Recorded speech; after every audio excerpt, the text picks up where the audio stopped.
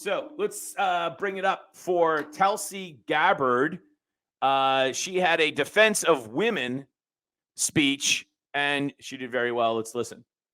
We just celebrated International Women's Day last week. I was scrolling through social media, seeing, what are people saying about it? And you saw a lot of nice flowery words coming from a lot of people in Washington celebrating women and all the women have accomplished over the years and all these great inspiring examples of women leaders throughout our time. We know the hypocrisy there. You ask them what is a woman, and they can't answer the question.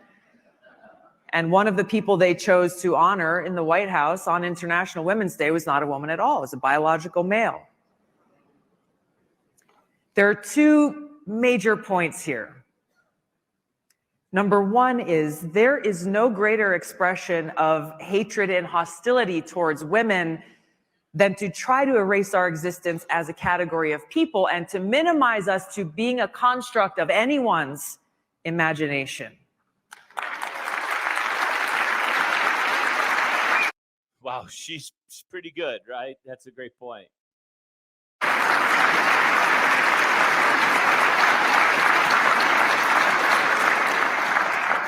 And the second thing that doesn't get talked about often enough as we are looking at this insanity is that by rejecting the objective truth that there is such a thing as a woman, they are rejecting the existence of objective truth as a whole.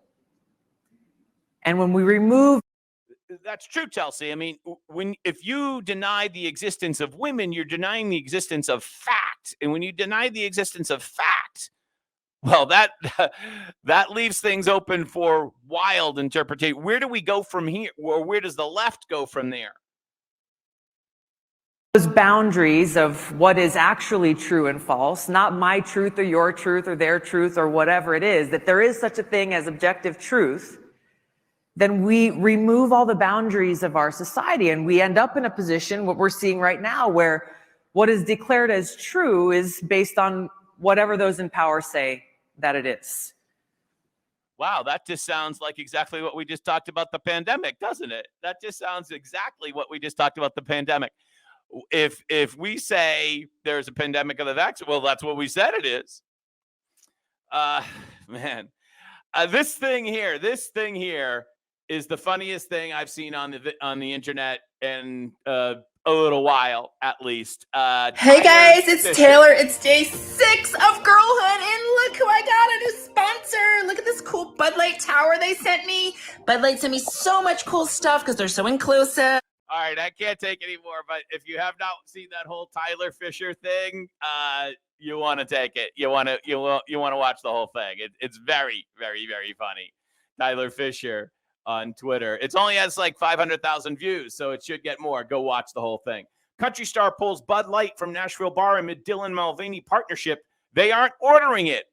John Rich has removed Bud Light from his Nashville bar, Redneck Riviera. By the way, I've been to the Redneck Riviera. I did not know when I went in that it was owned by John Rich. I only learned that I was like there for like 10 or 15 minutes, and then I figured it out when they handed me the menu. But 2 thumbs up. If you are in Nashville on Broadway, Redneck Riviera, 2 thumbs up. Very, very good and very nice people that work there, and they had excellent music.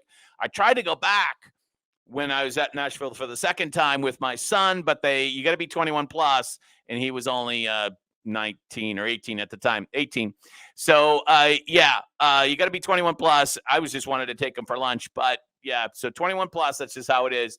But if you can go, definitely go. Redneck Riviera, they are now banning Bud Light at the Redneck Riviera. Way to go, John Rich. Riley Gaines accuses Megan Rapinoe of virtue signaling over the Protection of Women and Girls in Sports Act. So if you're not up to date on this, basically there's a executive order from the Biden administration pending that would reverse all of the states, and there's now something like 20 states that would that currently ban basically boys from playing girls sports.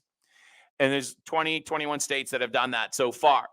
There is a Biden administration executive order that would nullify those bans. I know, basically, they're trying to federalize the issue.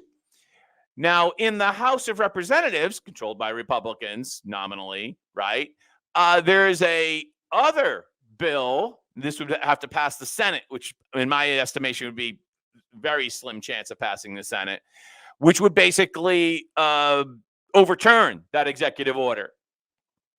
This is a huge battle that's happening right now in the background, especially the executive order by the Biden administration, which would nullify all of these state laws. This very dangerous situation. Riley Gaines, former NCAA star swimmer. By the way, the NCAA is now led by Massachusetts Republican Charlie Baker, who we learned is not very Republican when it comes to your rights, when it comes to scaring the bleep out of you, right? Accused Megan Rapinoe of virtue signaling as the soccer star and others have pushed back against the Women and Girls Protection in Sports Act, or whatever it's called. Gaines reacted to Rapinoe's tweet from March. The reaction also came on the same day Rapinoe and Sue Bird, who I think are a couple, signed an athlete ally letter to House lawmakers opposing the act. Today, politicians in D.C. are claiming to protect women's sports by pushing a trans and intersex sports ban. Intersex? I mean, I've heard that phrase. I don't even know what that means. Intersex? I'm clueless on that. It's something else that somebody made up, basically. Call your congressional rep and tell them blah, blah, blah, blah, blah, blah. It's worth noting that you are done playing sports competitively. That's right. Like Megan Rapinoe is not a competitive sports star right now. She's basically just a marketing opportunity. Because you aren't sexually attracted to men, you will never have a daughter to defend. Ooh, that's harsh. Because, of course, they could adopt, and I think this tweet got deleted. To me, this simply looks like virtue signaling because you have nothing personally to lose. Thank you, Riley. Good point. As Fox makes a correction, technically they could adopt, right?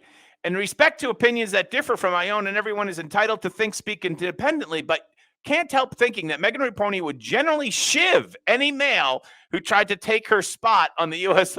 women's team.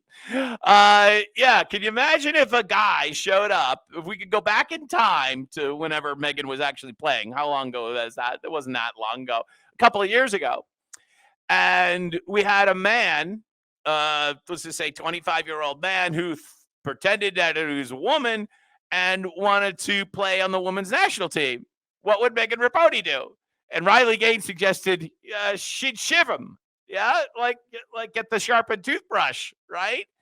I don't want to encourage violence in any way, shape, or form. None, but it wouldn't surprise me. I mean, now she can say this now. Megan Rapinoe can say this now because her career is not threatened. Because she's safely ensconced. Right? She's not threatened by men playing in her sports league. But Riley Gaines is, and hundreds or thousands, maybe millions of women are nationwide. Their careers are threatened. Their scholarships are threatened because men are playing in women's sports. It's insane. It's absolutely insane. And it's nice for Riley Gaines. It's nice for Megan Rapinoe to be able to say that for herself because it makes her feel better. But it's just not true.